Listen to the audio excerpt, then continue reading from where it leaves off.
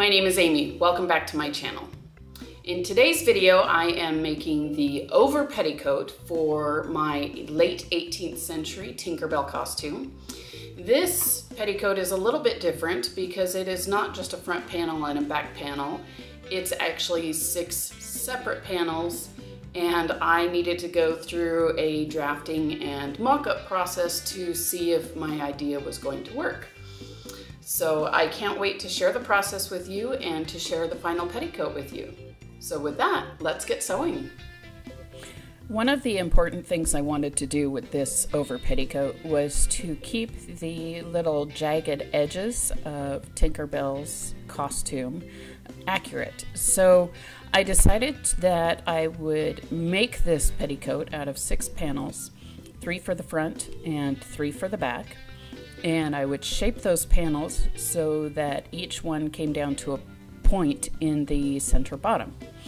So the first step in making the mock-up was to cut 3 panels for the back and 3 panels for the front. And the length I determined by measuring on the dress form from the waist down to where I wanted this petticoat to hit. The back ones are a little bit longer because they need to go over the bum pad. And as I cut each of the panels, I just used chalk to write on them what they were.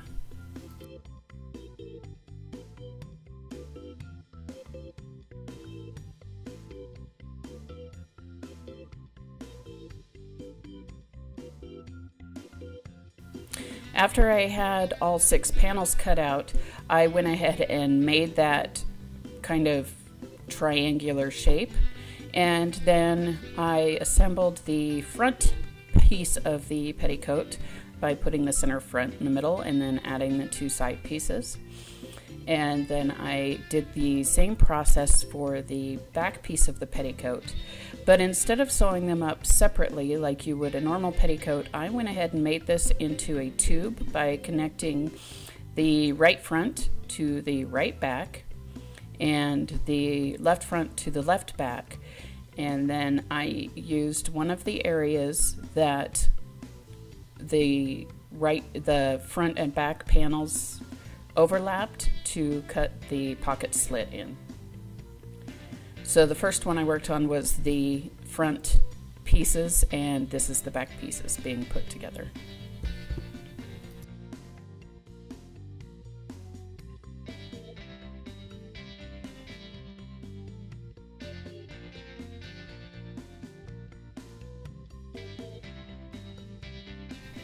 And this is where I'm joining the front to the back piece just by overlapping them the same distance I did for each of the 3 pieces on the front and back.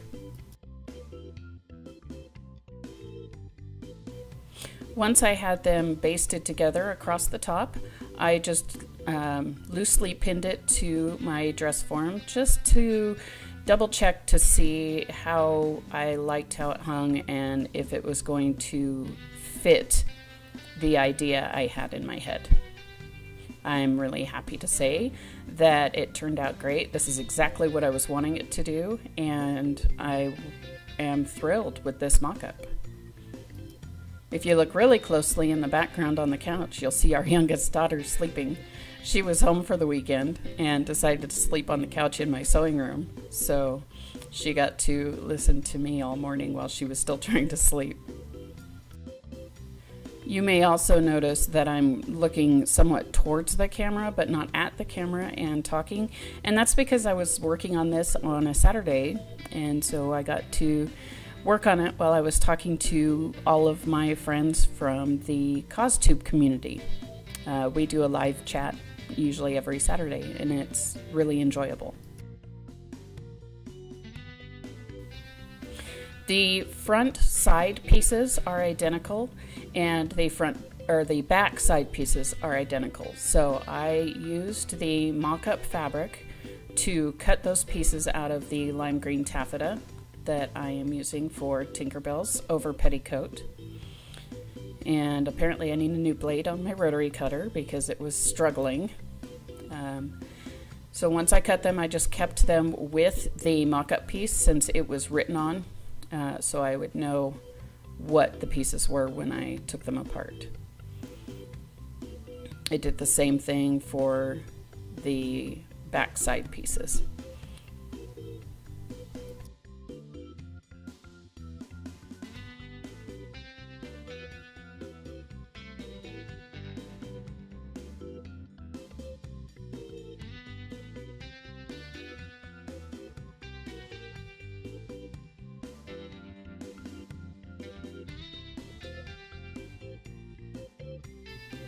Since I only needed one each of the center front and center back, I used the length of those pieces to determine how much to cut off of my bolt of taffeta, and then I just cut a single layer of each of these pieces.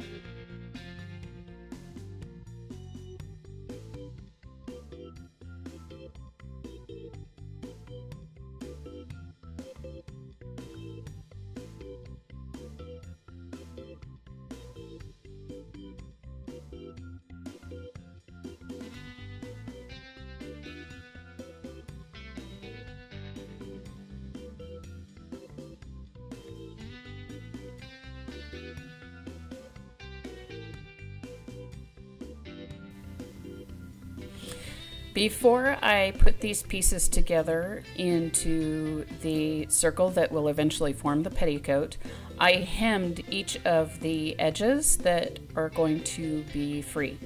And I did that by running a zigzag stitch right along the edge of the fabric, which made it look a little bit rough and more organic, typically I think what like a rough leaf would look like. And I just think that fits Tinkerbell's aesthetic really well.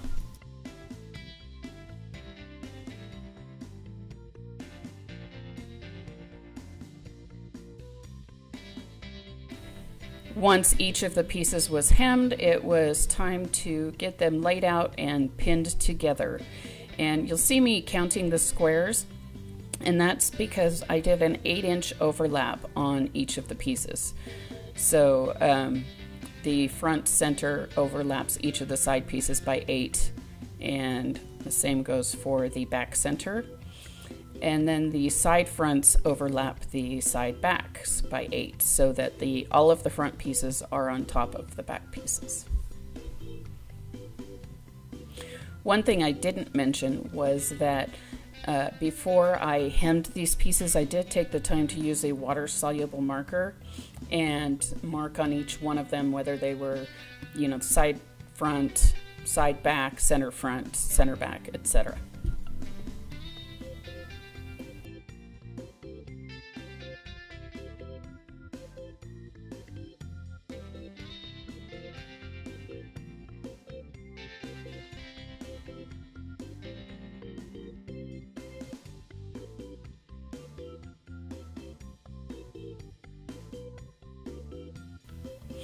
I happened to put the back pieces together first, so here I am putting the side front piece over top of the side back piece and getting that pinned in place as well. And from there I just added the center front, the other side front piece, and then I connected the whole tube from the other side front over top of the side back.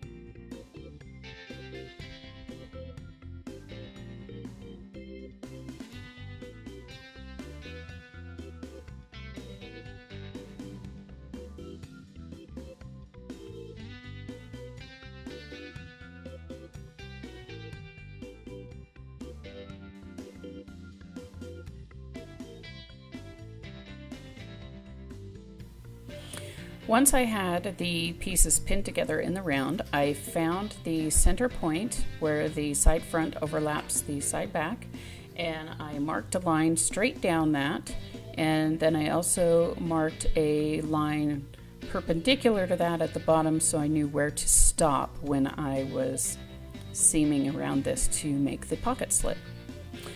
After that marking was done, I basted everything together along the top edge. And I actually didn't use a basting stitch for this, even though I could have. I went ahead and used a shorter stitch just in case, so that things wouldn't come apart while I was working on it. And after that was done, I sewed about 1/8 of an inch away from each edge of the pocket slit lines, took a couple stitches across the bottom, and then back up the other side. And once I was done with that, I cut the pocket slits open.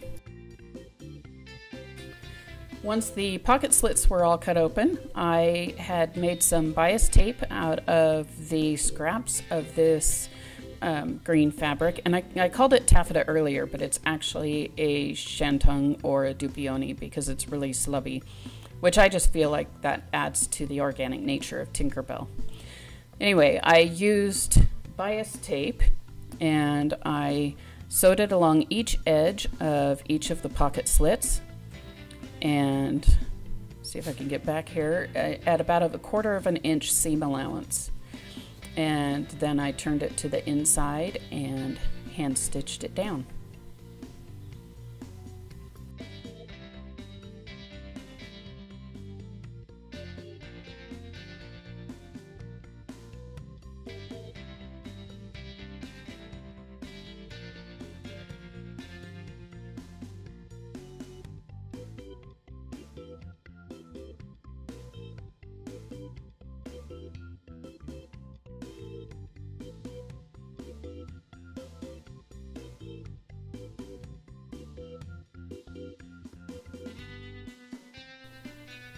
I really like this thread I'm using for sewing on the machine, but it was really awful about getting tangled and messed up when I was using it for hand sewing.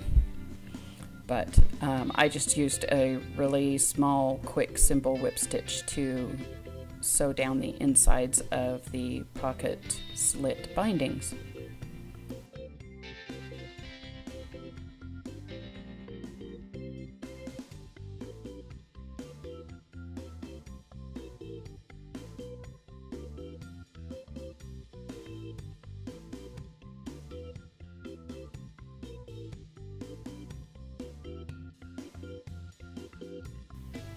I think one of the reasons I had so much trouble with the thread was that I had a much too long piece that I was trying to sew with.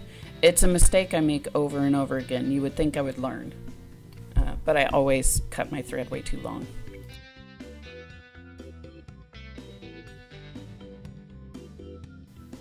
Incidentally, you can see a little bit of serging stitches just inside this pocket slit, and this fabric frays like crazy. So I went ahead and used my serger all along the top edge to eliminate the possibility that it might fray any worse than it already had.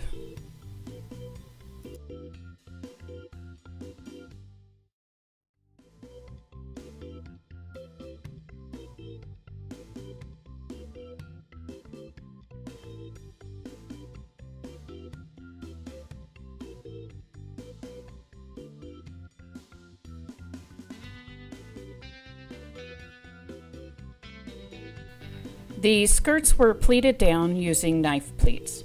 I started on the front piece with a box pleat in the center front and then knife pleats towards the back along each side.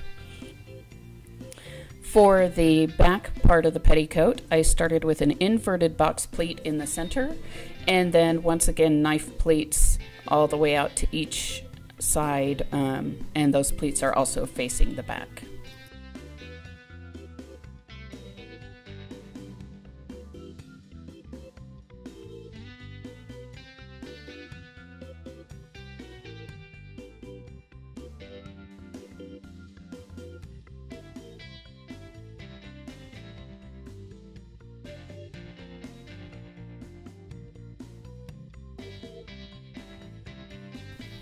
For me, the easiest way to pleat down a skirt is to put some markings on my desk, and I usually do that by taping a measuring tape to it using electrical tape. I don't need the actual specific measurements on the tape, I just need the marking. And then I follow that marking to pleat down each quarter of the petticoat. So I figure out the waist measurement I need for the petticoat, divide it by 4, and then after putting in the box pleat and the inverted box pleat, I pleat down each of those sides to that quarter measurement. Once I got to this spot, I wanted to make sure that the kind of organic leafy edge of that center front and center back piece remained visible. So I unpicked the stitching at the top of that piece and I put the pleat underneath that leafy piece. So here you can see me figuring out where that pleat is going to sit, and then I just removed those stitches so the pleat could go under that center front piece.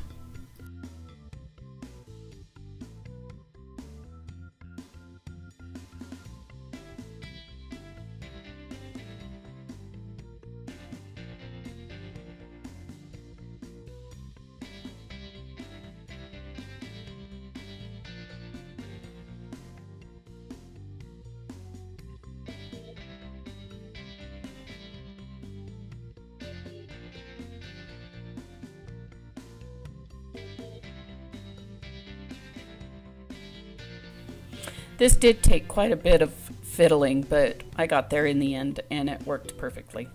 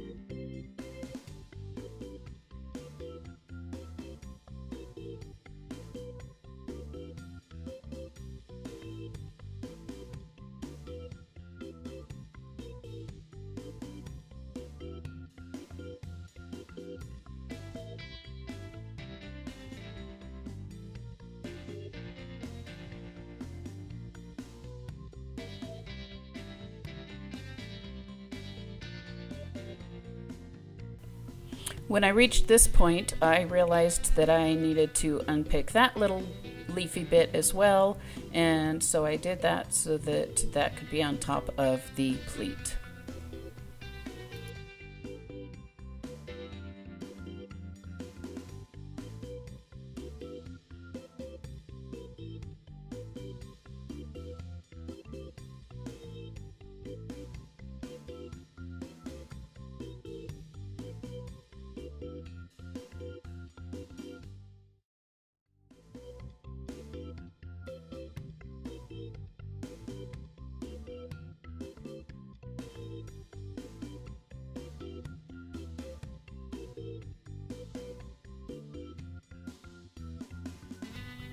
Once all the pleats were in place, I basted along the top edge of the front and the top edge of the back.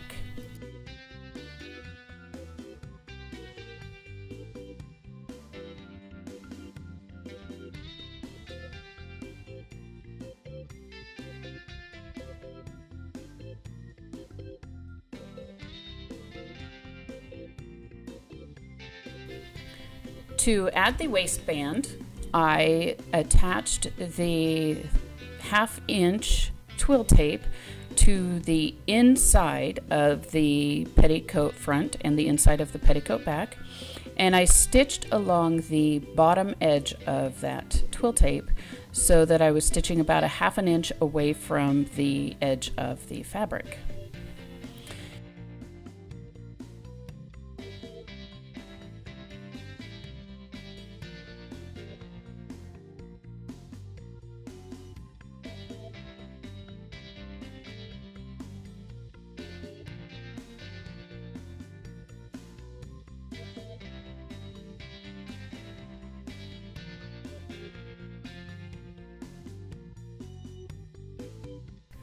Once the twill tape was attached by machine, I folded that over so the twill tape was completely enclosed within the fabric, and then I used a whip stitch to whip that serged edge down to the inside of the petticoat. I was really careful and tried to make sure that none of my stitches showed on the outside of the petticoat.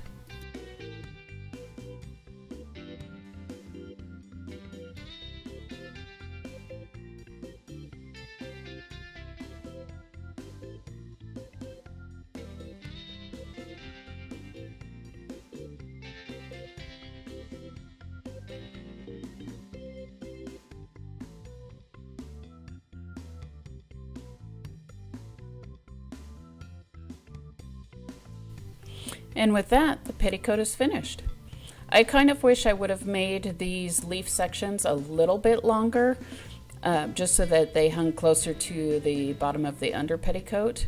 But I still like it. I really love how it turned out, and it's exactly what I was picturing in my mind.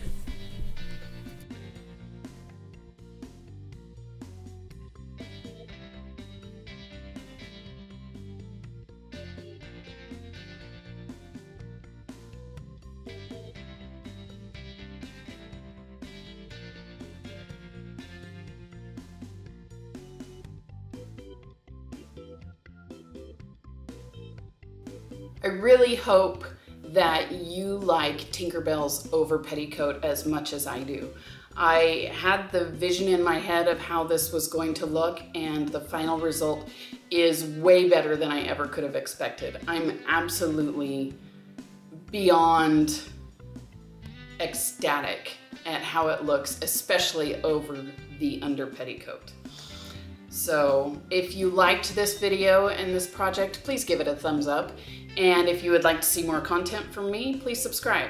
If you'd like YouTube to let you know every time I upload, hit the little bell. Thanks for watching.